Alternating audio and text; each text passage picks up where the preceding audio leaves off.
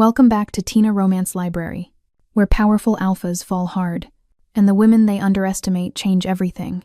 Every story here is complete, immersive, and emotion-driven.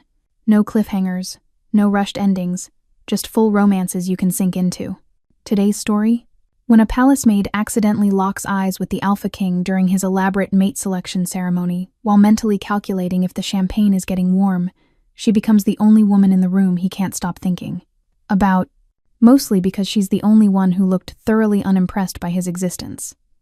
Now she's got to navigate jealous noblewomen, a council having collective heart attacks.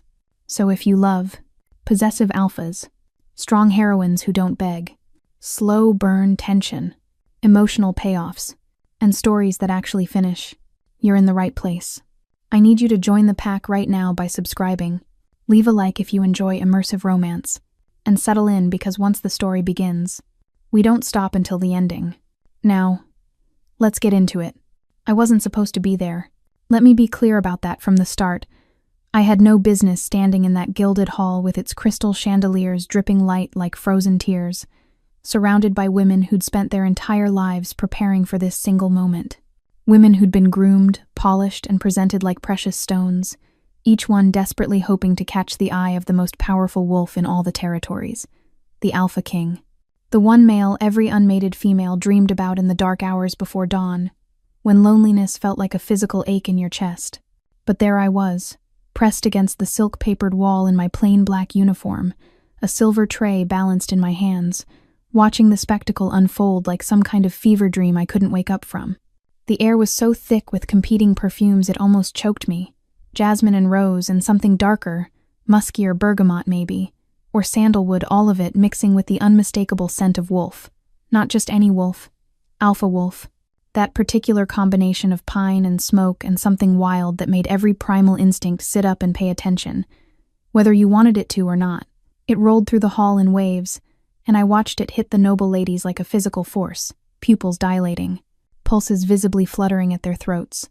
Some of them actually swayed on their feet, grabbing onto their companions' arms for support. The mating ceremony hadn't even officially begun, and already the room felt like it might spontaneously combust. I should probably mention that I'm what you'd call unremarkably ordinary in a world that prizes extraordinary. No noble bloodline, no special gifts. Just a 23-year-old wolf who'd been working in the palace kitchens for 2 years, invisible in the way servants are supposed to be invisible. I'd perfected the art of not being seen, of moving through spaces without leaving an impression, of being present but not present. It's a survival skill when you're at the bottom of the hierarchy. And the hierarchy? Let me tell you, it's everything in our world. Alphas at the top, betas in the middle, omegas at the bottom, with a whole complicated mess of noble houses and ancient bloodlines tangled up in between. Where you're born determines where you die, and people like me? We don't get to dream. We just get to serve the dreamers and clean up after their parties. So when they'd asked for extra hands to work the choosing ceremony because apparently the event where the Alpha King selects his mate requires an army of staff, I'd volunteered. Not because I cared about the spectacle, not because I harbored any secret fantasies, but because it paid triple wages, and I needed every coin I could scrape together to send back to my younger sister. She's all I have left in this world, and keeping her safe, keeping her fed, that's what gets me out of bed every morning. The doors at the far end of the hall opened, and the change in the room was instantaneous. Electric. Every spine straightened, every breath caught.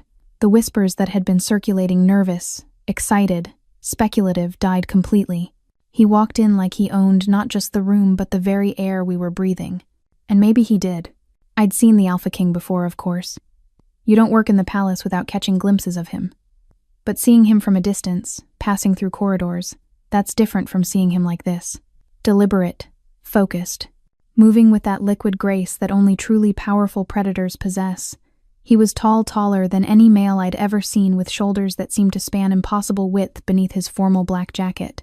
Dark hair, almost black, pushed back from a face that looked like it had been carved from granite by someone who understood both beauty and brutality. Sharp jaw, sharper eyes amber, like honey held up to firelight, like whiskey in a crystal glass, like every dangerous, intoxicating thing you've ever been warned away from. But it was the power radiating from him that really stole the breath from your lungs. Not just authority, not just dominance. Something older and more fundamental. The kind of power that lived in your bones, that spoke to the wolf beneath your skin in a language older than words. The noble ladies practically vibrated with barely contained excitement. Lady Margot of the Silver Moon Pack actually whimpered. I heard it from 15 feet away. Another woman, draped in emerald silk that probably cost more than I'd make in 5 years, pressed her hand to her chest like she needed to physically hold her heart in place. And me? I was calculating whether the champagne on my tray was getting warm, and if I'd have time to swap it out before the toasts began. I know. What kind of wolf doesn't react to the most eligible, most powerful, most devastatingly attractive alpha in living memory? The kind who's learned that dreams are dangerous things. The kind who's had reality beat the fantasy out of her one disappointment at a time. The kind who knows that men like him don't see women like me, and that's actually a mercy. So I kept my eyes down, my posture neutral, my expression carefully blank. The mask I'd perfected over years of being nobody special. He moved through the room slowly, deliberately, his eyes tracking over the assembled women, each one preened under his attention, even the brief sweep of his gaze feeling like a caress they'd remember for the rest of their lives. I saw proposals and rejections happen in the span of seconds, all communicated in glances and the subtle shift of body language. I should have stayed invisible, should have kept to my corner and my champagne and my carefully cultivated indifference. But then someone jostled me from behind, another servant rushing past with a tray of canapés, and I stumbled, just half a step, just enough to draw the eye. His eye, those amber eyes locked onto mine across the crowded hall, and the world tilted sideways. Sounds became muffled, colors dimmed. There was nothing but that gaze, burning through every defense I'd carefully constructed, seeing past the uniform and the downturn, Ed eyes and the deliberate plainness, cutting straight through to something I'd forgotten was there. Me, not the servant, not the invisible girl, me. I should have bowed, should have dropped my gaze immediately, showed the proper deference, remembered my place in this carefully ordered world. I didn't. I met his eyes with something that wasn't quite defiance but wasn't submission either. Something that came from a place too deep and too honest to be controlled by social niceties. And in that stretched moment that felt like it lasted hours but was probably only seconds, something passed between us. Recognition, maybe. Or challenge. Or the first crack in 2 very different sets of armor. The woman next to him, Lady Catherine, I think, daughter of one of the most powerful Eastern packs, said something, trying to reclaim his attention. He didn't even glance at her. He was still looking at me. And that's when I knew my carefully invisible life was about to get catastrophically complicated. Because I didn't bow, I didn't blush, I didn't do any of the things I was supposed to do. And that was the moment the Alpha King noticed me. The next morning, I woke up at 4:30 like always, in the narrow cot in the servants' quarters that I shared with 3 other maids. The room was barely bigger than a closet, tucked into the oldest part of the palace where the stone walls sweated condensation and the windows didn't quite close properly. Cold air leaked through the gaps, and I could see my breath in the pre-dawn darkness. My body knew the routine so well I barely had to think about it anymore. Pull on the uniform that I'd washed and hung to dry the night before, black dress, white apron, sturdy shoes that pinched my left foot but would last another 6 months if I was careful. Braid my hair back tight enough that not a single strand would dare escape. Splash cold water on my face from the basin we all shared, shocking myself awake when what I really wanted was to burrow back under my thin blanket and pretend the world didn't exist for another few hours. But the world did exist, and it had bills that needed paying and a younger sister who needed feeding, so I moved through the motions with the kind of efficiency that comes from doing the same thing every single day for 2 years straight. "You're going to be late," whispered Senna from the cot next to mine. She was already dressed, her dark hair pulled back in an identical braid. "Greta's in a mood this morning. Lady Blackwood complained about the roses in her room, said they weren't fresh enough." Of course she did. Lady Blackwood complained about everything. Last week it was the thread count in her sheets. The week before, the angle of sunlight through her windows. As if any of us had control over the sun. I grabbed my shawl, more holes than fabric at this point, but it kept the worst of the chill off and followed Senna down the narrow servant stairs. The stairs the nobility never saw, built into the walls like secret passages, allowing us to move through the palace like ghosts, invisible. That was the cardinal rule of palace service. Be invisible until you're needed, and then be exactly what's needed, and then disappear again without leaving a trace. The kitchens were already blazing with heat and activity when we arrived. Cook Morrison, a massive bear of a man with flour perpetually dusting his beard, was barking orders at the breakfast crew. The scent of fresh bread and bacon and coffee filled the air, making my stomach clench with hunger. I'd eaten a piece of stale bread before bed, but that was 8 hours ago, and we wouldn't get our meal until after the nobility had been fed. Late. Greta's voice cut through the kitchen noise like a knife through butter. I turned to face the head housekeeper, a woman who could have been anywhere between 40 and 60, with steel gray hair pulled back so tight it must have given her permanent headaches, and eyes that missed absolutely nothing. "I'm on time, ma'am," I said quietly. The clock just struck 5. On time is late in this household. She looked me up and down with the kind of critical assessment that could find fault with a sunrise. "You worked the choosing ceremony last night." It wasn't a question, but I answered anyway. "Yes, ma'am." And what, ma'am?" Her eyes narrowed. "Don't be dense, girl. Everyone's talking about it. They say the king looked at a servant, a maid, that he stared at her while Lady Catherine was speaking directly to him, that he ignored half the eligible females in the room because he was too busy watching some nobody in a uniform." My heart kicked against my ribs. Hard. But I kept my face carefully neutral, the way I'd learned to keep everything carefully neutral. "I wouldn't know anything about that, ma'am. I was serving champagne." "Mira." She stepped closer, lowering her voice, and there was something in her tone that wasn't anger exactly. Concern, maybe, or warning. "Listen to me very carefully. I don't know what happened in that hall last night, and I don't want to know. But if there's even a whisper of truth to these rumors, you need to bury it. Deep. Do you understand me?" I met her eyes and saw genuine worry there. Greta was harsh, demanding, impossible to please, but she wasn't cruel. She'd worked in the palace for 30 years. She knew how this world worked. She knew what happened to servants who forgot their place. "There's nothing to bury," I said softly. "Nothing happened." She searched my face for a long moment, then nodded sharply. "Good. Keep it that way. Now go help with the breakfast service. The nobility are gathering in the morning room, and they're already complaining about the wait." Of course they were.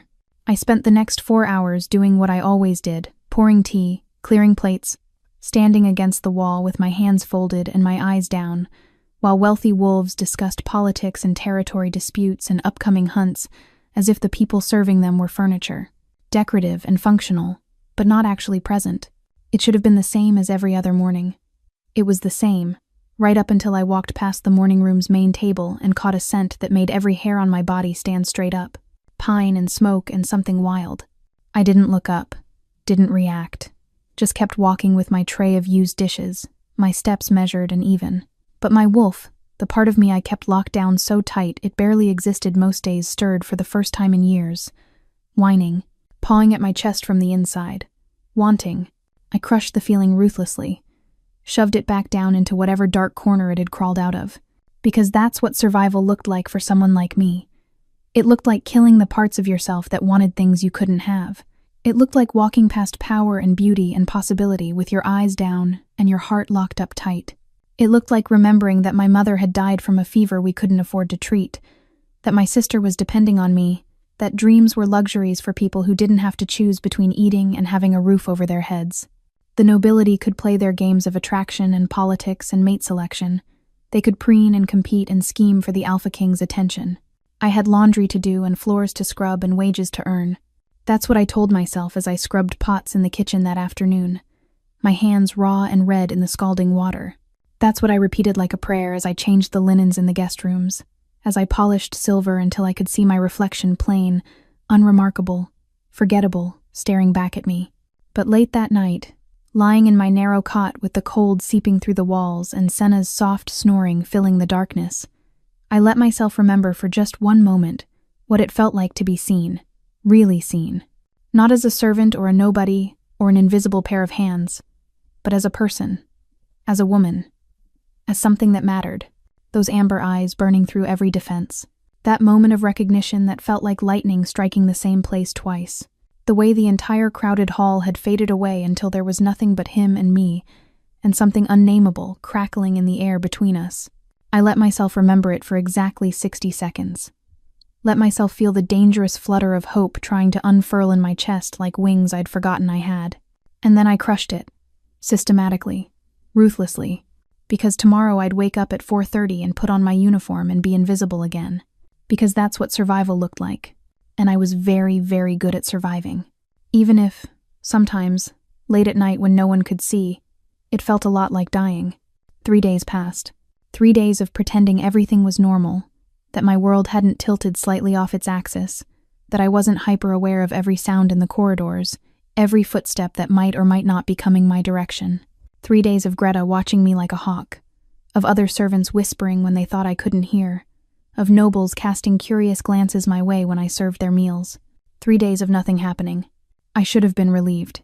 Should have let myself believe that whatever that moment had been in the choosing ceremony, it was just that, a moment, a fluke, a trick of lighting and exhaustion, and too much champagne in the air. But my wolf knew better. She'd gone from dormant to restless, pacing beneath my skin like a caged thing that had suddenly remembered what freedom tasted like. I hadn't felt her this active since I was 16, since before my mother died, and reality crushed everything soft out of me. On the 4th day, everything changed. I was in the Grand Library, a room I rarely worked because the nobility preferred their privacy when reading, polishing the brass fixtures on the reading lamps. The library was my favorite room in the entire palace, even if I was only ever there to clean it. Floor-to-ceiling shelves packed with more books than I could read in 10 lifetimes, the smell of old leather and paper and knowledge, tall windows letting in streams of afternoon light that turned the dust motes into tiny galaxies. I was alone, or I thought I was. "You don't smell afraid." The voice came from behind me, and I spun around so fast I nearly dropped the polishing cloth. He was sitting in one of the high-backed leather chairs near the fireplace, so still I hadn't noticed him. How long had he been there? How had I not sensed him?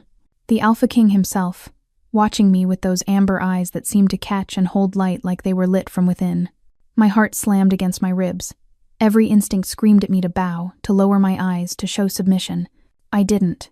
Something stubborn and possibly suicidal in me refused to look away. Should I be afraid? The words came out steadier than I felt. "I'm just polishing lamps, Your Majesty." His head tilted slightly, the gesture almost wolf-like, predatory, curious. Every woman I've been near for the past week has reeked of fear, or desire, or both. He stood, and the movement was liquid grace, controlled power. He was taller than I remembered, broader, the kind of physical presence that took up more space than just his body occupied. "You smell like lemon oil and old books, and something else. Something I can't quite identify." He was moving closer, slowly, the way you approach something that might bolt. I should have bolted. Instead, I set down the polishing cloth with deliberate care and met his approach with my chin up and my spine straight. "I'm sorry my scent isn't more interesting, Your Majesty.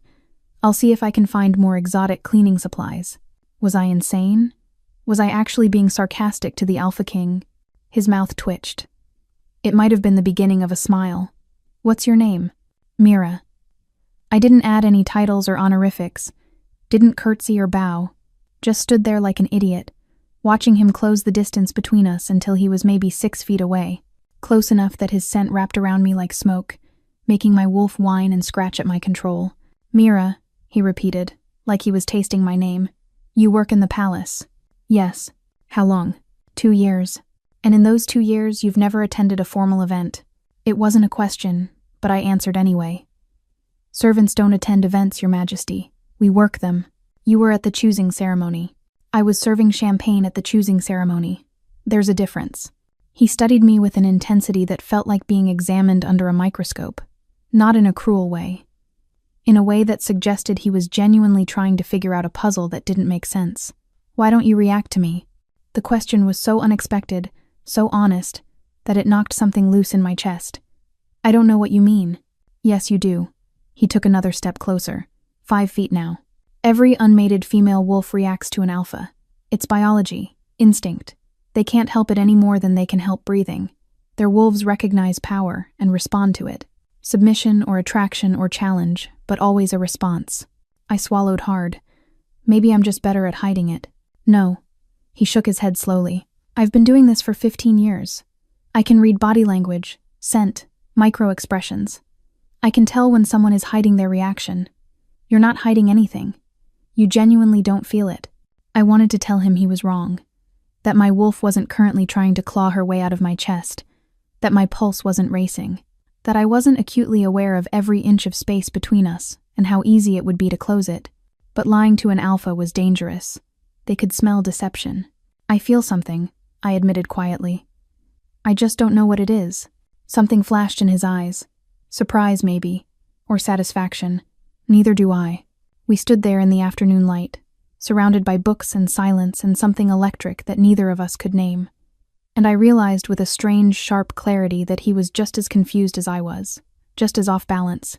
The most powerful wolf in all the territories, a male who could have any woman he wanted with a crook of his finger, standing in a library looking at a maid like she was a riddle he couldn't solve. "You didn't want to be at that ceremony," he said finally. "No.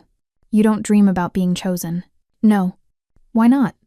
The question hit deeper than he probably intended. Why didn't I dream? Because dreams were dangerous. Because hope was a luxury I couldn't afford. Because I'd watched my mother die slowly, painfully, while we couldn't scrape together enough money for medicine. Because I'd learned young that the world didn't care about girls like me, and wanting things I couldn't have only made the not having hurt worse. But I couldn't say any of that to him. Couldn't explain how you kill the soft parts of yourself just to survive. "Because I'm practical," I said instead. "Dreams don't pay wages." He was close enough now that I could see the exact shade of his eyes, not just amber, but flecked with gold and green and something darker around the edges. Close enough that his scent was overwhelming, making it hard to think straight. "What if I told you," he said softly, "that you're the first woman in 15 years who's looked at me and seen a person instead of a prize?" My breath caught. "I'd say you probably haven't been looking in the right places. Or maybe," his voice dropped even lower, intimate in a way that made my skin prickle with awareness, "I've been looking in exactly the wrong ones."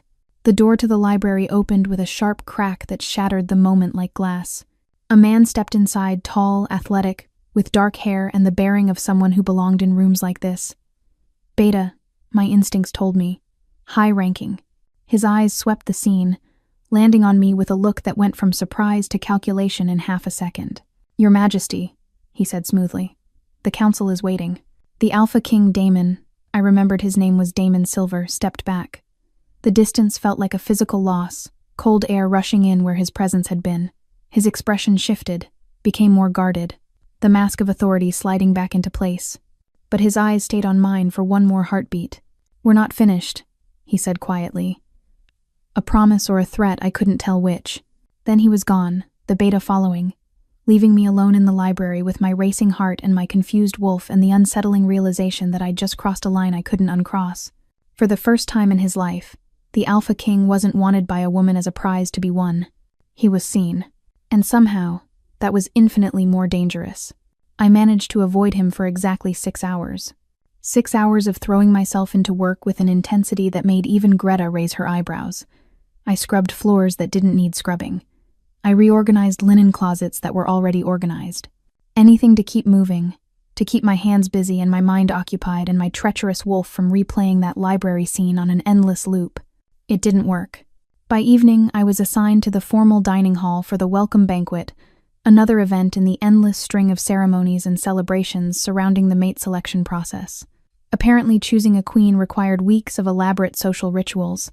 The nobility loved their traditions almost as much as they loved their titles. The dining hall was a masterpiece of excess. 3 enormous crystal chandeliers cast golden light over a table that could seat 50. The china was trimmed in actual gold. The silverware probably cost more than my entire year's wages. Servants moved along the walls like shadows, and I took my place among them, carefully positioning myself as far from the head of the table as possible. "Coward," my wolf whispered. "Survival instinct," I corrected. The nobility filed in wearing gowns that probably required teams of seamstresses and jewelry that could feed a small village for a month. The women, the eligible ones, had dressed with particular care tonight. I recognized most of them from the choosing ceremony. Lady Catherine in midnight blue silk that matched her eyes. Lady Margot in silver that caught the light with every movement. Lady Blackwood's daughter Celine in deep crimson that should have clashed with her auburn hair but somehow didn't. They were beautiful, every single one of them. The kind of beauty that came from generations of careful breeding and expensive maintenance, and the absolute confidence that the world existed to admire them. I was invisible in my black uniform, holding a wine pitcher, trying not to exist too loudly. The Alpha King entered last, and the change in the room was instantaneous. Spines straightened, Smiles brightened. Every woman there turned toward him like flowers toward the sun, and I watched the predatory calculations slide across their beautiful faces. He wore black tonight, of course, he did. Tailored so perfectly it looked like the fabric had been designed specifically for his body. His hair was pushed back from his face, revealing the sharp angles of his features. He looked every inch the powerful alpha, controlled, commanding, untouchable. But I'd seen behind that mask in the library. I'd seen the confusion, the curiosity, the almost vulnerability of someone who didn't understand what was happening any more than I did. He took his seat at the head of the table, and the beta from the library, his name was Marcus, I'd learned from the other servants, sat at his right hand. The eligible noblewomen arranged themselves strategically, vying for the seats closest to him like it was a game of musical chairs with a crown at stake. Lady Catherine won, sliding into the chair at his left with a triumphant smile. "Your Majesty," she purred, leaning just slightly closer than was strictly proper. "You look particularly handsome tonight. The black brings out your eyes." He made a non-committal sound that could have meant anything.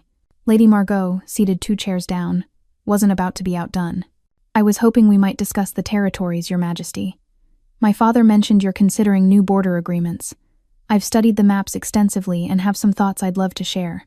"How thoughtful," Celine said from across the table, her smile sharp as a blade.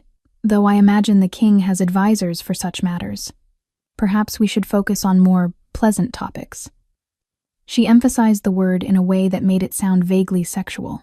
I moved along the wall, filling wine glasses, being invisible, being professional, being everything a good servant should be. "Wine, my lady?" I asked quietly, approaching Lady Catherine's chair. She glanced up at me, and something cold flickered in her blue eyes. "You're that maid from the ceremony." The table went quiet. Not completely, there were still 50 people having a dozen different conversations, but our immediate area hushed. I felt the weight of attention settling on me like a physical thing. "I'm a maid, yes, my lady." I kept my voice neutral, respectful, empty of anything that could be interpreted as challenge. The one who was staring at His Majesty. My stomach dropped. "I was serving champagne, my lady. I wasn't staring at anyone." "That's not what I heard." She tilted her head, blonde curls cascading over her shoulder in a way that was absolutely calculated. "I heard you were quite bold, quite presumptuous." "Catherine," the Alpha King's voice cut through the tension like a knife. "Leave it." But she was already committed to whatever game she'd decided to play. "I'm merely curious, Your Majesty. It's so rare for servants to forget their place. I wondered if perhaps she needed a reminder of proper protocol." "She's doing her job," he said flatly, "which is more than can be said for everyone at this table." The insult was subtle but unmistakable. Lady Catherine's smile froze, becoming brittle at the edges. I should have left. Should have stepped back into the shadows and let the nobility play their power games without me. But something reckless and possibly stupid made me meet Lady Catherine's eyes with perfect, bland politeness. "Will there be anything else, my lady? More wine, perhaps? Or should I fetch you a mirror so you can practice that expression some more?" The words were out before I could stop them. Dead silence. Lady Catherine's face went white, then red. Lady Margot made a sound that might have been a strangled laugh. Even Marcus the Beta looked surprised. And Damon the Alpha King, his lips twitched in what was definitely the beginning of a smile before he crushed it ruthlessly. "You forget yourself," Lady Catherine hissed, standing abruptly. Her chair scraped against the floor with a sound like nails on stone. "You forget your place, maid. Perhaps you need to be taught it." I felt her wolf rising, felt the aggression rolling off her in waves. Dominant female, used to getting what she wanted, furious at being embarrassed in front of the male she'd been competing for. My own wolf stirred in response. Not submission. Not the automatic deference a low-ranking wolf should show to nobility. Challenge. The realization shocked me so much, I almost took a step back. My wolf never challenged anyone. She'd learned years ago that challenging meant pain, meant punishment, meant making everything worse. But she was growling now, pushing against my control, wanting to bare teeth at this pampered noble who thought she could intimidate me just because she was born into the right bloodline. "Catherine." The Alpha King stood, and the authority in his voice was absolute. "Sit down." "But, Your Majesty." "Now." She sat, but the look she gave me promised this wasn't over. The dinner continued, but the atmosphere had shifted. Conversations became more pointed. The noble women cast looks my way that ranged from curious to contemptuous. I caught whispers, not all of them, but enough. Thinks she's special, probably trying to seduce him. Her kind always wants what they can't have. I poured wine and cleared plates, and kept my expression carefully blank. But inside, I was reeling. What had I done? What had possessed me to mouth off to a noblewoman at a formal dinner? I could be fired for this. Worse than fired. Greta had warned me to bury whatever had happened at the ceremony, and instead I'd practically dug it up and thrown it at Lady Catherine's face. When I finally escaped to the kitchens with a tray of dirty dishes, my hands were shaking so badly I nearly dropped everything. "You're insane," Senna whispered, appearing at my elbow. "Completely insane. Do you have any idea what you've done? Made a catastrophic error in judgment? Made yourself a target," she corrected. "Those women, they're not going to forget this. They're going to make your life hell." She was right. I knew she was right. But the strange thing was, I didn't regret it. Not entirely. Because for one brief shining moment, I hadn't been invisible. I hadn't been nobody. I'd stood in a room full of powerful wolves and spoken my mind like I had a right to. It was stupid and reckless and probably going to ruin everything. And it felt like breathing after being underwater for 2 years straight. Late that night, lying in my narrow cot, I thought about the Alpha King's face when I'd made that comment. The way his lips had twitched, the way something had sparked in those amber eyes. Not anger, amusement, and underneath it, something else. Something that looked almost like relief. Like he was just as tired of the endless performance as I was. Like maybe, behind all that power and control, there was a person who hated every minute of these elaborate ceremonies, and the shallow women competing for a crown instead of a connection. I fell asleep thinking about that. About masks and authenticity, and what it cost to be real in a world that demanded performance. I should have known it would come back to haunt me. They always do. The summons came at midnight. Not from Greta. Not from any of the usual palace staff. A sealed note slipped under the door of the servants' quarters. My name written across it in handwriting that was too elegant, too masculine, to belong to anyone I knew. Library. Midnight. Come alone. No signature. No explanation. But I knew who it was from. The expensive paper. The commanding brevity. The absolute certainty that I would come. I should have ignored it. Should have burned the note and pretended I'd never received it. Should have remembered that I was a maid, and he was a king, and there were about 1,000 reasons why meeting him alone at midnight was the worst possible idea. I got dressed anyway. The palace was different at night. The daytime bustle and noise gave way to something older, quieter. Shadows pooled in corners. The stone walls seemed to breathe with the weight of centuries. I moved through the empty corridors like a ghost, my footsteps muffled on the thick carpets, my heart hammering against my ribs. The library door was unlocked. Of course it was. He'd known I would come. He was standing by the windows, silhouetted against the moonlight streaming through the glass, still wearing the formal black from dinner, though he'd removed the jacket and rolled up his shirt sleeves. The casual gesture made him look almost human, almost approachable. Almost. "You came," he said without turning around. "You commanded. I invited." He turned then, and the moonlight caught his face, highlighting the sharp planes and angles. "There's a difference. Not when you're the Alpha King. Maybe." He moved away from the window, toward one of the leather chairs, gestured to the one opposite. "Sit. Please." The please surprised me more than it should have. How often did he say please to anyone? I sat, perching on the edge of the chair like I might need to bolt at any second. Probably because I might. He sat too, leaning back in a way that should have looked relaxed, but somehow didn't. There was tension in the set of his shoulders, in the way his fingers drummed once against the armrest before he stilled them. "I owe you an apology," he said finally. I blinked. "For what?" "This afternoon. In here. I cornered you. Asked invasive questions. Made you uncomfortable." He ran a hand through his hair, messing up the careful styling. I'm not used to not understanding things. It makes me pushy." "You're an Alpha King," I said carefully. "Pushy is probably in the job description." His mouth quirked. "Still, you didn't deserve to be interrogated while trying to work." We sat in silence for a moment. The kind of silence that should have been awkward but somehow wasn't. Just present. Real. "Why did you really ask me here?" I asked quietly.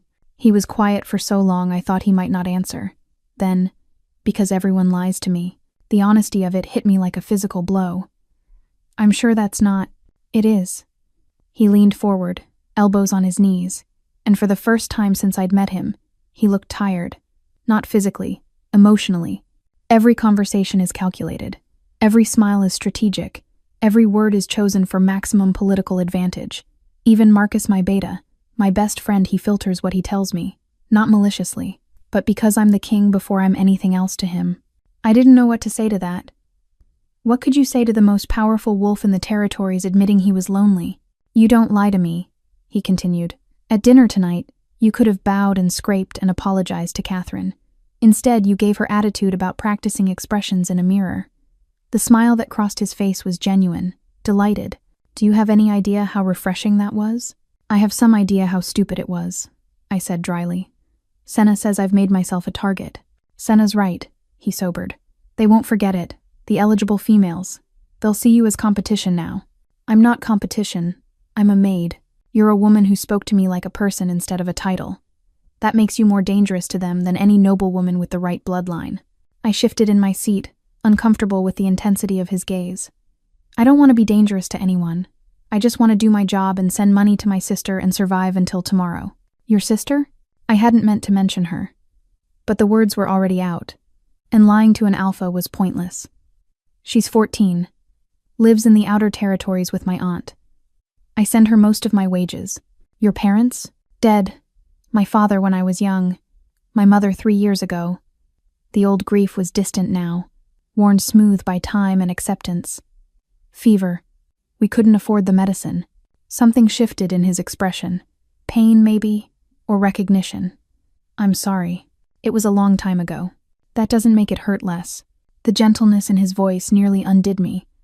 I looked away, blinking hard against the sudden sting in my eyes. I didn't cry. Hadn't cried in years. Crying was weakness, and weakness was dangerous. Tell me about her, he said quietly. Your sister. Why? Because I want to know. Not as a king, as someone who's interested. And somehow, impossibly, I believed him. So I told him. About Alara and her wild curly hair and how she wanted to be a healer. How she was brilliant and kind and too naive about how cruel the world could be. How I was terrified every day that something would happen to her. That I wouldn't be able to protect her from the 100 ways life could break soft people. He listened. Actually listened. Not the polite, distant attention of someone waiting for their turn to speak. Real, engaged listening that made me feel like every word mattered. When I finished, he said, You're keeping her safe. That's what love looks like.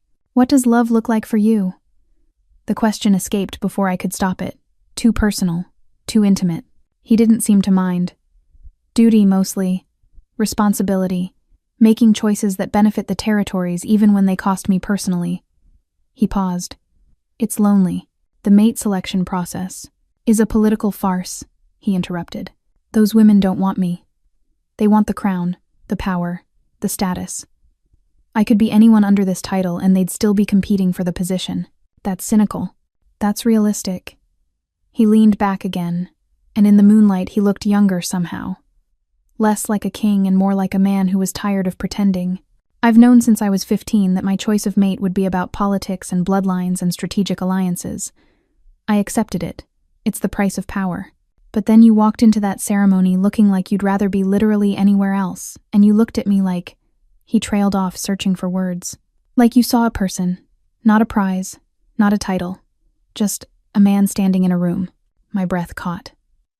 That's all you were to me. I didn't know you. Didn't know anything about you except that you were making everyone else act like idiots. He laughed. Actually laughed. The sound was rusty, like he didn't do it often enough. Do you understand how rare that is? To be anonymous? To be just? A person? No, I admitted. I'm always just a person. Nobody sees me as anything else. I see you. The words hung between us, heavy with meaning, with possibility, with the dangerous promise of something that couldn't happen, shouldn't happen, would only cause pain for both of us. You can't, I whispered. You're the Alpha King. I'm a maid. There are rules. Fuck the rules. The vehemence in his voice shocked me. Sorry. I mean... He stood abruptly, started pacing. Do you know what it's like to have every aspect of your life dictated by rules you didn't make? Rules that say who you can talk to, who you can care about, who you're supposed to spend your life with. I stood too, drawn to my feet by the raw emotion pouring off him. No, but I know what it's like to have no choices at all, to have survival be your only option, to kill parts of yourself just to make it through another day. He stopped pacing, looked at me with an intensity that made my wolf whine. What if we both chose something different? What do you mean? I don't feel a mate bond with you, he said bluntly. My wolf isn't howling that you're his one true mate. This isn't some overwhelming biological imperative I can't control. The words should have hurt, should have felt like rejection. Instead, they felt like relief. I don't feel that with you either, I admitted. I feel something, but not that. Good. He took a step closer, then another, until we were maybe 3 feet apart. Because that means if I choose you, it's because I choose you. Not because biology forced my hand, not because fate decided for me. Because I looked at you and saw someone real and honest and brave enough to give attitude to noble women who could destroy her. My heart was pounding so hard I could barely hear my own thoughts. You can't choose me. I'm nobody. You're Mira, who works hard and sends money to her sister and speaks her mind even when it's dangerous, who sees me as a person instead of a crown. He reached out slowly, giving me time to step back if I wanted to. I didn't step back. His hand cupped my cheek, warm and calloused and gentle. You don't want me because you have to, he said softly. You want me because you choose to. That's the most intoxicating thing anyone's ever offered me. I closed my eyes, leaning into his touch for just a moment, letting myself feel wanted, seen, chosen. Then reality crashed back in. This is insane, I whispered, pulling back. Even if we both wanted this, and I'm not saying we do, it's impossible. You need a political alliance, a proper mate, someone who can stand beside you without destroying your credibility. Maybe. His hand dropped. Or maybe I need someone who reminds me why I wanted this position in the first place. Someone who sees the man underneath the title. Damon, don't. He stepped back, creating distance. Don't make the decision tonight. Just think about it. Think about whether maybe, just maybe, we could choose something real instead of something expected. Then he was gone, leaving me alone in the moonlit library with my racing heart and my confused wolf, and a choice that felt impossible. But for the first time in 3 years, it felt like a choice that was actually mine to make, and that was terrifying and thrilling, and maybe, just maybe, worth the risk. I didn't sleep that night, just lay in my narrow cot staring at the ceiling, replaying every word, every look, every impossible thing that had happened in that library. Choose something real instead of something expected, as if it were that simple. As if the world would just step aside and let a maid and a king write their own story without consequences. But morning came whether I'd slept or not, and with it came chaos. The final ceremony, the hunt, was scheduled for that evening. It was the oldest, most sacred part of the mate selection process.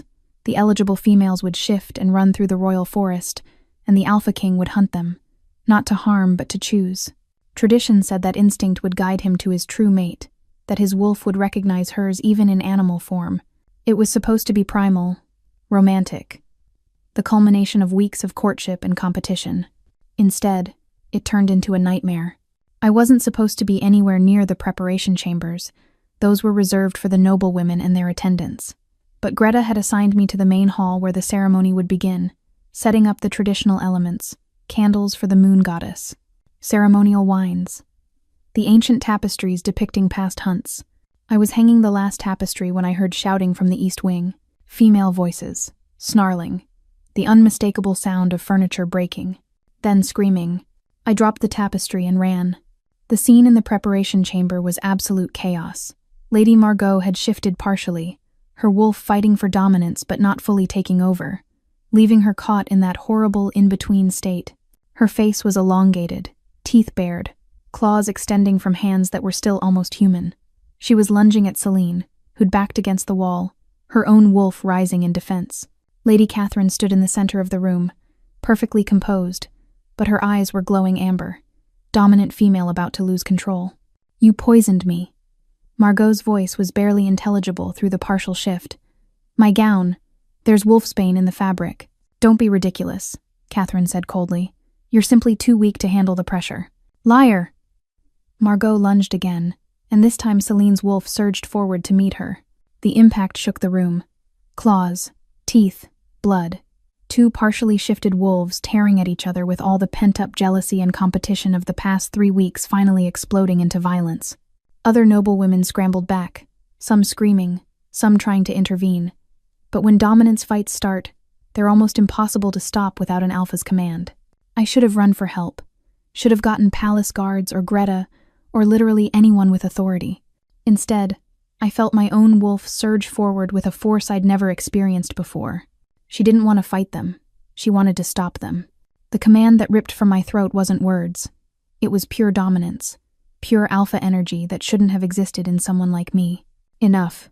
Every wolf in the room froze. Not because they wanted to, because they couldn't move.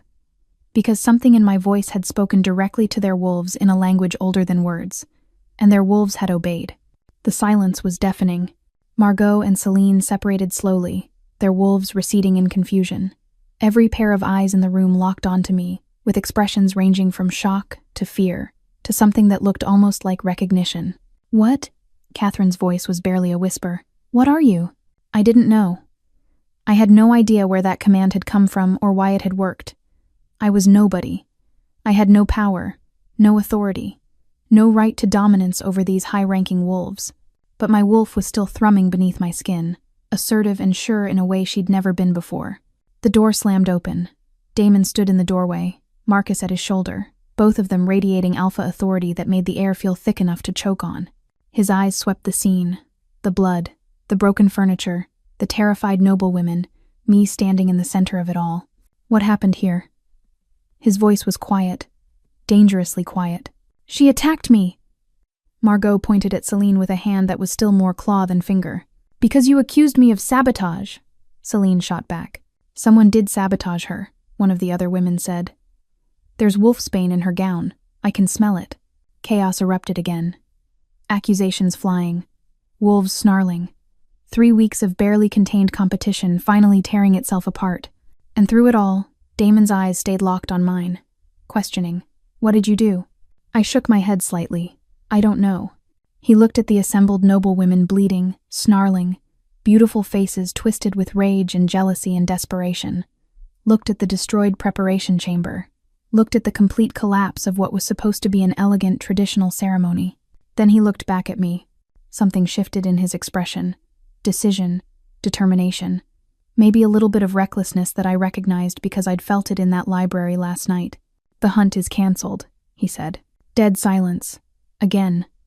But this time from shock instead of dominance. "Your Majesty," Marcus started. "The ceremony is over," Damon continued, his voice carrying to every corner of the room. "All of it. The competitions, the courtship, the mate selection process. It's done. You can't." Catherine stepped forward. "Tradition demands.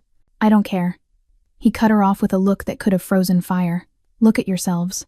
Fighting like animals over a prize. Sabotaging each other. Drawing blood. This isn't what mating should be. This isn't what partnership looks like. But you need a political alliance," Lady Margot said desperately. "Your advisors said, 'My advisors can go to hell.'" The rage in his voice made several women flinch. "I am the Alpha King. I don't need permission to make my own choices. And I choose to end this farce." "Then who?"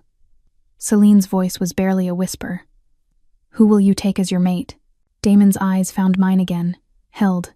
And in that moment, I saw the question, the offer, the absolute insanity of what he was considering. "Choose me," his expression said. "Choose this. Choose real, over expected." Every logical part of my brain screamed no. Screamed about the impossibility, the consequences, the complete destruction of everything I'd built to survive. A maid couldn't be queen. The territories wouldn't accept it. The nobility would revolt. It would ruin him. It would ruin both of us. But my wolf was pushing forward, confident and sure, whispering yes in a voice that sounded like coming home. "Your Majesty," Marcus said quietly, urgently. "Think about what you're doing. Think about the political ramifications. The territories need stability. They need a king who leads by example instead of tradition," Damon interrupted. "They need to see that power doesn't always come from bloodlines, that worth isn't determined by birth." He was still looking at me, still offering that impossible choice. The room held its breath. "The ceremony is over," he repeated. "All of you, leave. Now." But now. The command in his voice was absolute, irrefutable. Every noblewoman in the room fled like their lives depended on it. Some still partially shifted, all of them shocked into silence. Marcus lingered. "Damon, brother, you're making a mistake." "Maybe," Damon said quietly. "Or maybe I'm finally making the right choice for the right reasons. The council will never accept. Then they can challenge me. Any of them. All of them." He straightened to his full height, and the alpha power rolling off him was staggering. "I'm tired of performing, tired of pretending, tired of letting politics determine every aspect of my life." Marcus looked between us, something like understanding dawning on his face. "You're serious about this?" "Completely. They'll destroy her. The nobility, the traditionalists, anyone who sees this as weakness or insult to their bloodlines. Then I'll destroy them first." The promise in his voice was absolute. "Anyone who touches her answers to me personally." He was insane. We were both insane. This couldn't work. It would never work. But he was looking at me like I was the only thing in the world that made sense, and my wolf was singing with a certainty I'd never felt before. "Mira," he said softly, gently, all the rage and dominance fading into something vulnerable. "Tell me I'm not alone in this. Tell me you feel it too." I should have said no. Should have protected us both from the inevitable fallout. Instead, I heard myself say, "You're not alone." The smile that crossed his face was pure relief, pure joy. "Then to hell with tradition," he said. "Let's choose something real." And somewhere in the distance, I heard the first rumbles of the storm we'd just unleashed. But in that moment, with his eyes on mine and my wolf finally feeling right, I couldn't bring myself to care. We'd chosen each other. Everything else would have to figure itself out. The council demanded an audience within the hour. Not requested, demanded. Because apparently canceling a centuries-old ceremony and dismissing every eligible noblewoman in the territories was the kind of thing that required immediate explanation. Damon stood in his private chambers, staring out the window at the formal gardens below, his jaw tight with tension. Marcus paced behind him like a caged wolf, muttering about political suicide and territorial uprisings, and a dozen other catastrophes that were apparently imminent. I shouldn't have been there. Had no right to be in the Alpha King's private chambers while he prepared to face his council. But he'd asked me to stay, and I was apparently incapable of denying him anything anymore. "They're going to demand you choose someone else," Marcus said. "Someone appropriate. Lady Catherine's family controls 3 territories. Lady Margot has ties to the coastal pacts. Even Celine would be a better political choice than—" He stopped abruptly, realizing what he was about to say. "Then a maid?" I finished for him. "You can say it. It's true." "That's not what I meant." "It's exactly what you meant." I looked at Damon's back, still turned toward the window. "He's right. You know he is. You need a political alliance. Someone who can help you govern. Someone the nobility will respect." "I need someone real," Damon said quietly without turning around. "Everything else is negotiable." "Not in politics, it's not," Marcus said desperately. "Damon, I love you like a brother. You know that. But this is madness. The traditionalists will call for your abdication. The noble houses will see this as an insult. You'll spend the next decade fighting rebellions instead of governing. Then I'll fight." "You shouldn't have to." Marcus's control finally snapped. "You've given everything to these territories. Your childhood, your freedom, your ability to make any choice that isn't calculated for maximum political benefit. And now, when you finally find something you want for yourself, you're going to lose it because the world won't let you have it." The pain in his voice made my chest ache. He wasn't angry at me. He was grieving for his friend. Damon finally turned from the window. His face was calm, but his eyes burned with determination. "Then I make them. Let me have it." "How?" "By doing exactly what you said, giving them no choice but to accept it." He looked at me, and something fierce and protective crossed his expression. "The council is assembling in the throne room. Every noble house will be represented. Half the palace staff will find excuses to be nearby, listening. By tonight, every wolf in the territories will know what happened here." My stomach dropped. "You're going to announce it publicly. I'm going to give you a choice publicly." He crossed the room until he stood directly in front of me. "In front of everyone who matters, in front of the council and the nobility, and anyone else who thinks they have a say in my life.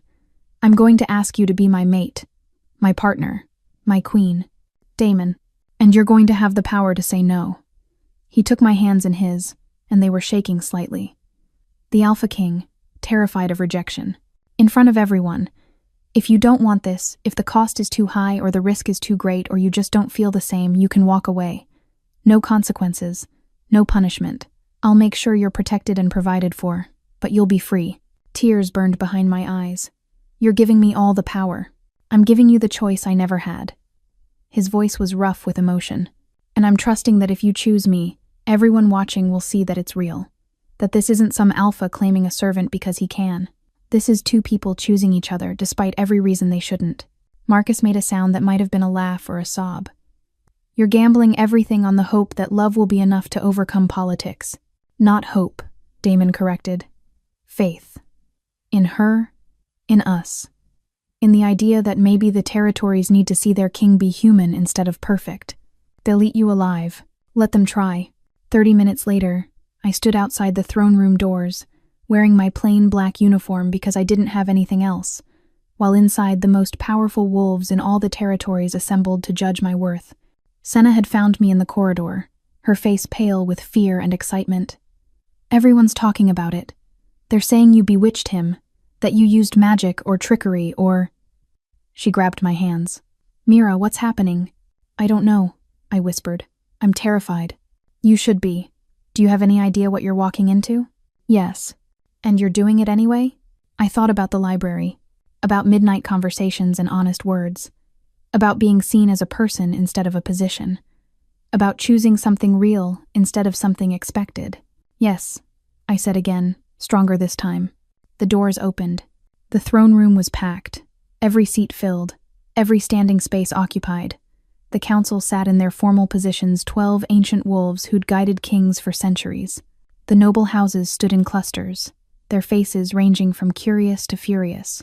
And along the back walls, servants pressed together, whispering frantically. I'd never seen so many eyes on me at once. Damon sat on the throne. Not the informal chair he used for regular audiences, but the actual throne. Black stone and silver inlay, carved with wolves and moons and ancient symbols of power. He looked every inch the Alpha King. Untouchable, unreachable, until his eyes found mine, and something in his expression softened. Mira, he said, his voice carrying through the silent room. Come here. I walked forward. Each step felt like it took an eternity. Every person I passed, I could feel their judgment, their confusion, their rage at this unprecedented situation. Someone, I think it was Lady Catherine's mother, actually hissed as I passed. I kept walking until I stood at the base of the throne. Below him, that's where servants belonged. He stood, descended the steps, met me on level ground. The symbolism wasn't lost on anyone. 3 weeks ago, he said, speaking to the room but looking at me, I began a traditional mate selection process. I followed every protocol, observed every custom, met with the most eligible, accomplished, beautiful females from every territory. The noble women in question straightened slightly, preening, and I found them all lacking. The preening stopped abruptly. Not because they weren't worthy, he continued. They are. Each one would make an excellent political match. Each one comes from the right bloodline with the right connections and the right training to be a queen. Then why? Someone started. Damon held up a hand, and the interruption died. Because none of them saw me. They saw a crown, a title, a means to power and status. They competed and performed and presented themselves like products for sale, and I was expected to choose based on which product offered the best return on investment. Uncomfortable shifting in the crowd. Some agreement, more outrage.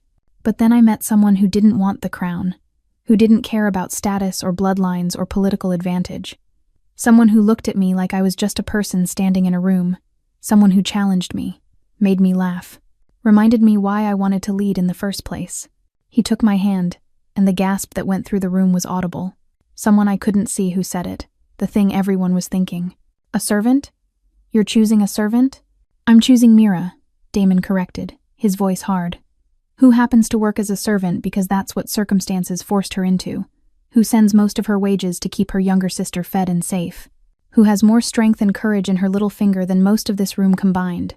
Who commanded dominance over a wolf fight this morning with a power that shocked every witness. More gasps, whispers spreading like wildfire. She's nobody, someone shouted from the back. No bloodline, no title, no right to stand beside a king.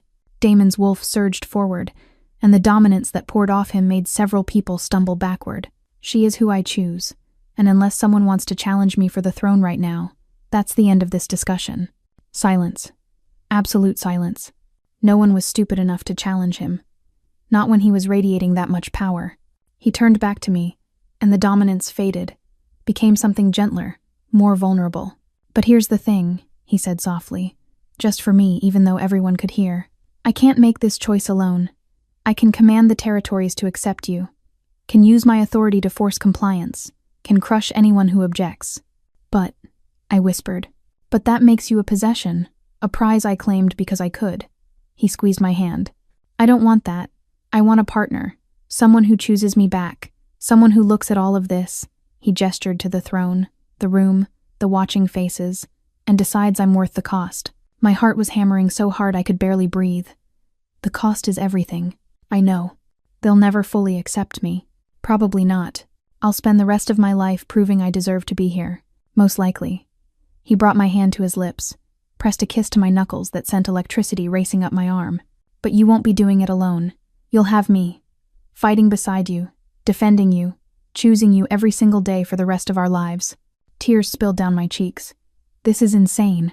Completely. A smile tugged at his lips. Is that a yes? I looked past him at the assembled nobility, at their shocked faces and furious expressions, and the handful, just a handful who looked almost hopeful. At Marcus, who'd buried his face in his hands like he couldn't watch. At Senna, who was crying and grinning at the same time. At Greta, who looked like she didn't know whether to be proud or terrified. Then I looked back at Damon. At amber eyes that saw me, really saw me. At a man who was willing to risk everything for something real. Yes, I said clearly. Loudly enough for every wolf in the room to hear. I choose you. Crown and all. The smile that broke across his face was pure sunshine, pure joy. He cupped my face in his hands, thumbs brushing away my tears. Thank the moon goddess. Then he kissed me, in front of the council, the nobility, the servants, everyone. And it wasn't a political kiss, wasn't for show or performance. It was real and deep and filled with promise and relief and the absolute certainty that we'd just changed everything. When we finally broke apart, the room had erupted. Some cheering, some shouting, pure chaos. But he was looking at me like I was the only person who mattered, and my wolf was singing with a rightness I'd never felt before. Ready to be queen? He murmured against my lips. Not even a little bit, I admitted. Good. Neither was I when I became king. He pulled back, intertwined our fingers. We'll figure it out together. And standing there in that throne room, with half the territories probably plotting rebellion and the other half in shock, I believed him. We'd chosen each other. Everything else would have to fall in line. Or get out of our way. The chaos didn't die down. If anything, it got worse. Council members shouting over each other. Noble houses forming angry clusters. The head of the traditionalist faction, a silver-haired wolf named Elder Corbin, who looked like he'd been alive since the territories were founded, slammed his staff against the marble floor, so hard the sound cracked through the room, like thunder. Silence. The command worked. Barely. The room quieted to angry murmurs instead of outright shouting.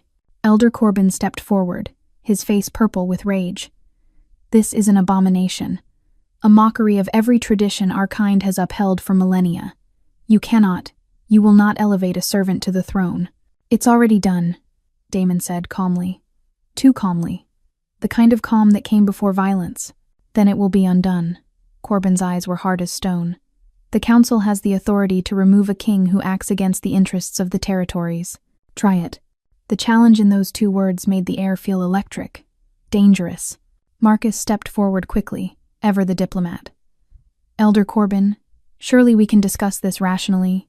There is nothing rational about this decision. Another council member, Elder Thorne, representing the Eastern Territories, joined Corbin. He's chosen a maid, a nobody. How does that benefit our alliances? Our trade agreements? Our political stability? It doesn't, Damon said bluntly. It benefits me. It benefits anyone who's tired of watching their leaders sacrifice everything human for political expediency. You're the Alpha King, Corbin spat. You don't get to be human. You're supposed to be above such weaknesses. I felt Damon's hand tighten around mine. Felt his wolf rising, dominance building like a wave about to crash. And I knew that if he unleashed that dominance right now, if he forced submission through pure alpha authority, he might win the battle but lose the war. The council would submit because they had to. The territories would comply because they were compelled. But the resentment would fester. The rebellion would just go underground. This needed to be different. I squeezed his hand, stepped forward before he could stop me. "You're right," I said clearly. Every eye in the room snapped to me. Damon's grip on my hand became almost painful. "Mira," he started. "No." I looked at Elder Corbin, then at the rest of the council, meeting their hostile gazes with steady calm. "You're absolutely right. I'm nobody. I have no bloodline worth mentioning, no political connections, no training in governance or diplomacy, or any of the 100 things a queen needs to know. Then you admit." "I admit that by traditional standards I'm completely unqualified." I took a breath, feeling my wolf steady beneath my skin. Confident. "Sure. But maybe that's exactly what the territories need." Confused silence. "For centuries, you've chosen leaders based on bloodlines, on which families had the most power, the oldest names, the strongest wolves. And what has that gotten you?" I gestured to the room. "A system so obsessed with tradition that it can't adapt, so focused on politics that it forgets the people those politics are supposed to serve." "You know nothing about governance," Elder Thorne said coldly. "I know about survival, about making impossible choices with limited resources, about keeping people fed and safe when the world is actively trying to break you." My voice strengthened. "I've spent 2 years in this palace watching noble women compete over a crown like it's a prize to be won, watching them scheme and sabotage each other, watching them treat servants like furniture, and I've wondered, is this really what leadership looks like? Is this really the best we can do?" "Mind your tongue, girl," Corbin warned. "Or what?" I met his eyes without flinching. "You'll do what, exactly? Punish me for speaking truth?" That seems to be the problem with this entire system. No one's allowed to say what everyone's thinking. No one's allowed to question whether maybe, just maybe, doing things the way they've always been done isn't actually working anymore. Damon's hand squeezed mine, not in warning, in support. "I'm not saying I'll be a perfect queen," I continued. "I'll make mistakes. I'll have to learn as I go. But I'll do it honestly, without pretense, without treating people like pawns to be moved around for political advantage." "Pretty words," a female council member spoke up, Elder Christoph, I think. "But words don't govern territories. Experience does. Knowledge does." "Then I'll learn." I straightened my spine, channeling every ounce of strength I'd developed just surviving. "I'll study. I'll train. I'll work harder than any of your carefully bred noblewomen would, because I don't have the luxury of assuming I deserve to be here. I have to earn it, every single day." "And what about alliances?" Thorne demanded. "What about the political marriages that have kept peace between territories for generations? What about them?" Damon's voice cut through. "Those marriages produce children who grow up in loveless homes, raised as political tools instead of people. They create resentment and obligation instead of partnership. Maybe it's time we tried building alliances based on mutual benefit, instead of forced family ties." "Idealistic nonsense," Corbin scoffed. "Is it?" I challenged.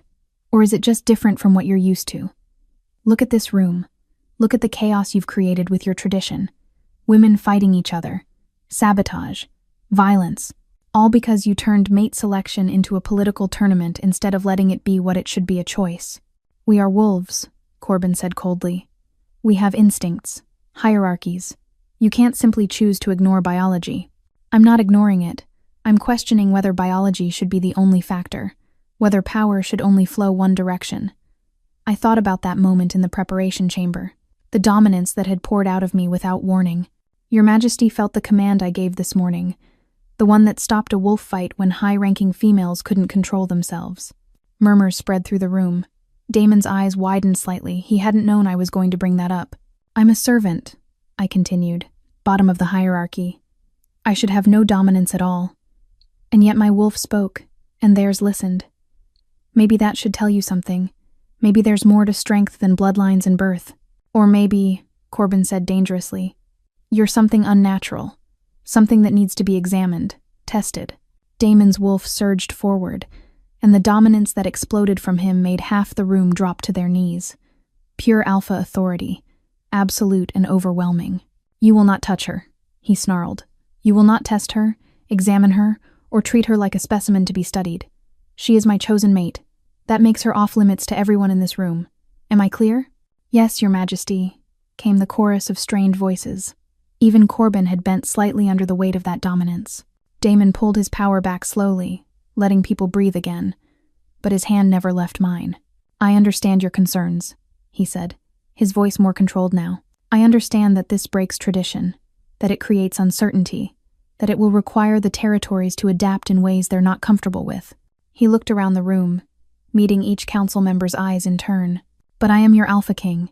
I have led these territories for 15 years. I have fought your battles, negotiated your treaties, and sacrificed my personal freedom for the good of our people. In all that time, I have never asked for anything for myself, never put my needs above duty. He pulled me closer, his arm sliding around my waist, claiming me publicly, protectively. I'm asking now, not as a king, as a man who spent his entire adult life serving everyone except himself. I'm asking you to trust me, to give Mira a chance to prove herself, to let this choice stand. And if she fails? Elder Kristoff asked quietly. If she proves unable to handle the responsibility, then I'll deal with the consequences, Damon said. But I don't believe she will fail. I believe she'll surprise all of you, because she's already stronger than most of the wolves in this room, and she doesn't even know it yet. The council members looked at each other, silent communication passing between them. Finally, Elder Kristoff spoke. The council will need time to discuss this, privately. You have until tomorrow evening, Damon said. After that, my choice stands regardless of your approval.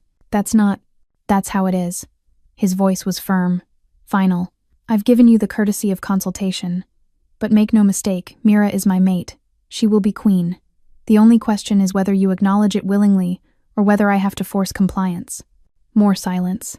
Then Corbin, his face still furious but his voice grudgingly respectful, said, We will convene at dawn.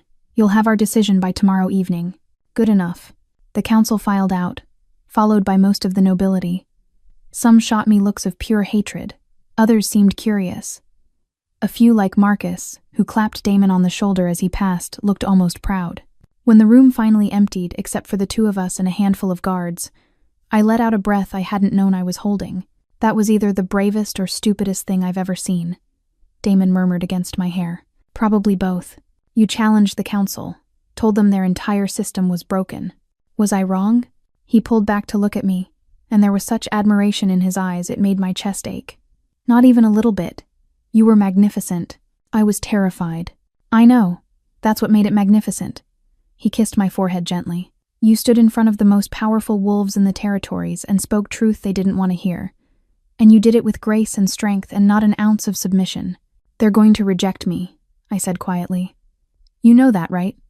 The council will vote against this. Maybe. He shrugged. Or maybe you planted seeds of doubt in their certainty.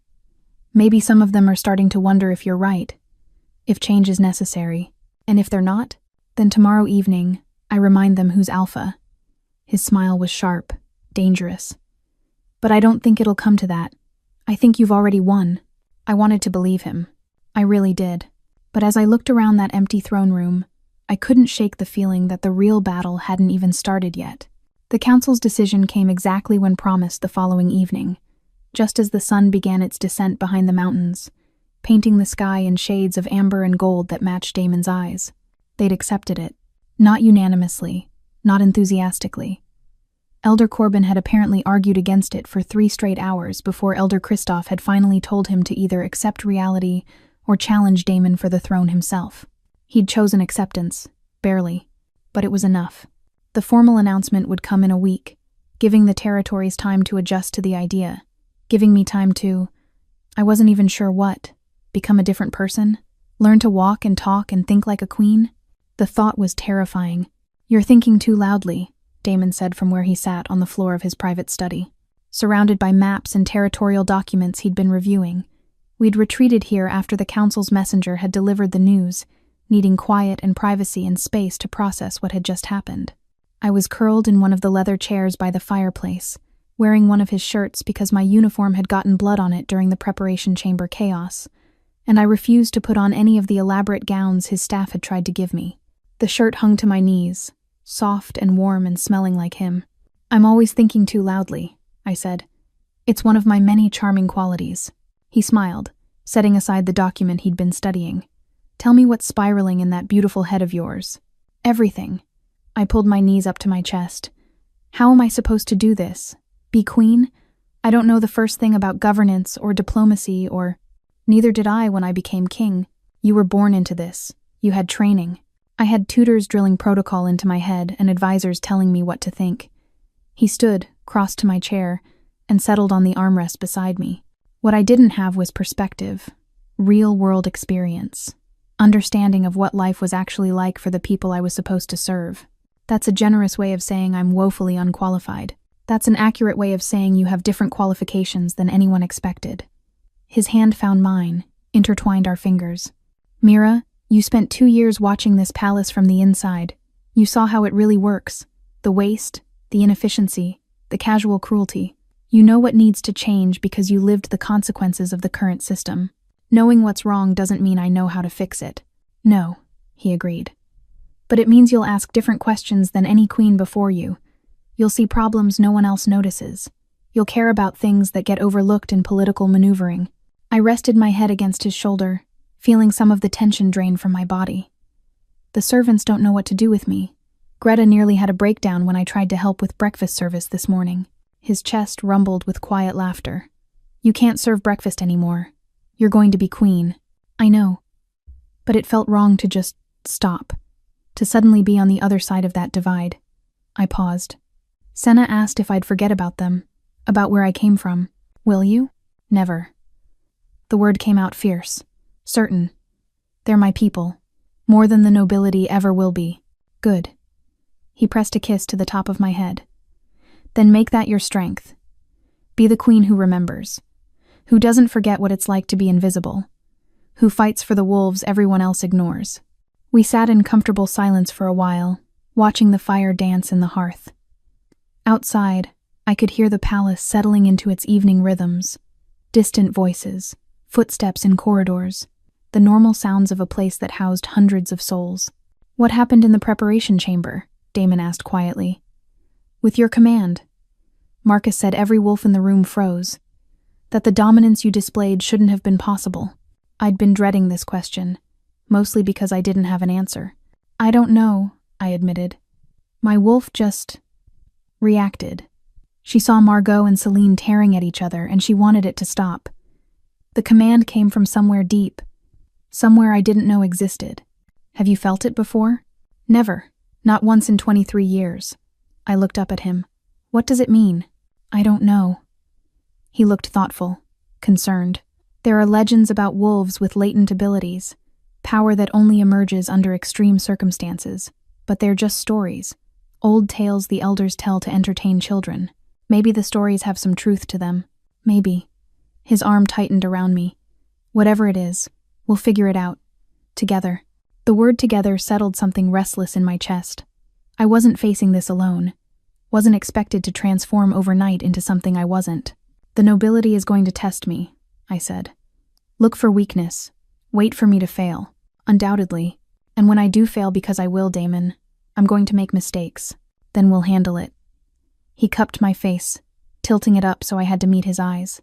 Mira, I didn't choose you because I thought you'd be perfect. I chose you because you're real, because you make me want to be better.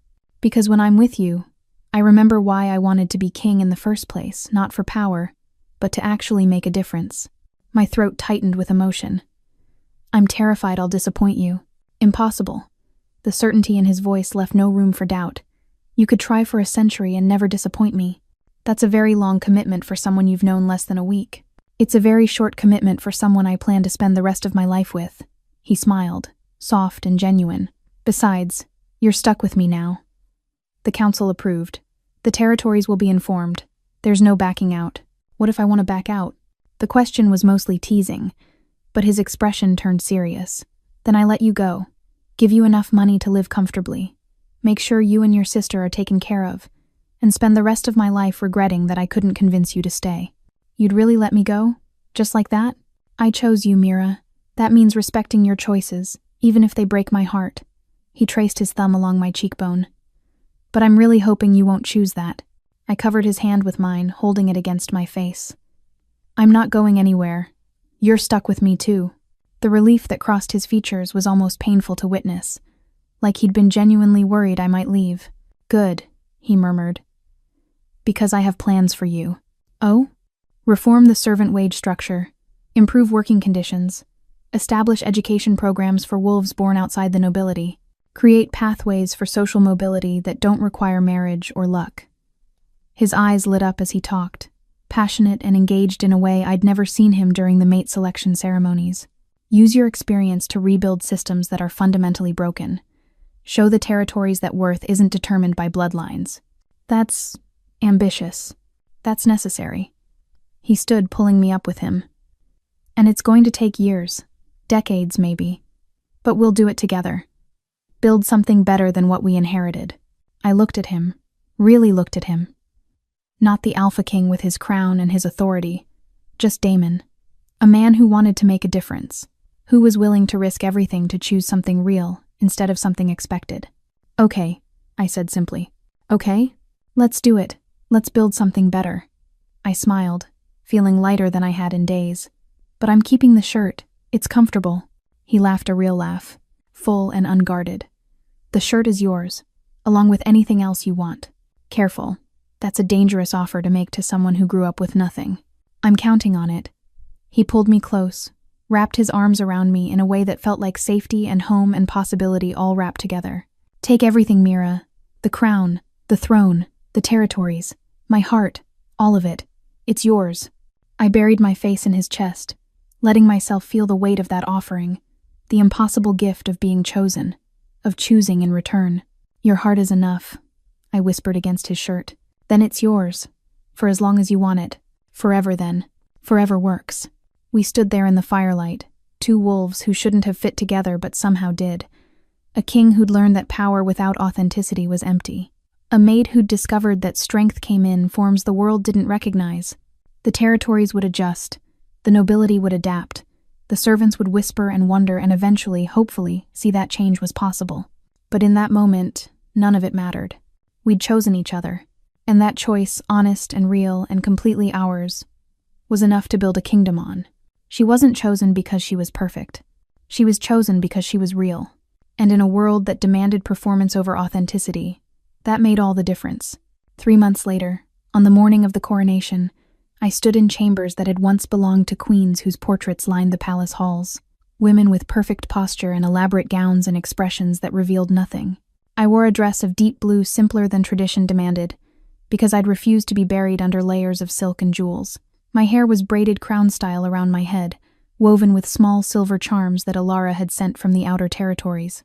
My sister would be here today, watching from the crowd, seeing her older sister become something impossible. Senna adjusted my dress one final time. Her eyes wet with tears, she kept trying to blink away. "Stop it," I told her. "You're going to make me cry, and then my face will be all blotchy for the ceremony." "I can't help it." She stepped back, taking me in. "You look like a queen." "I look like me in a fancy dress." "That's what I said." She smiled through her tears. "A queen." The doors opened, and Damon stood there, already wearing his formal attire. Black and silver, his crown resting on dark hair, every inch the powerful alpha. Until he saw me, and his expression softened into something tender.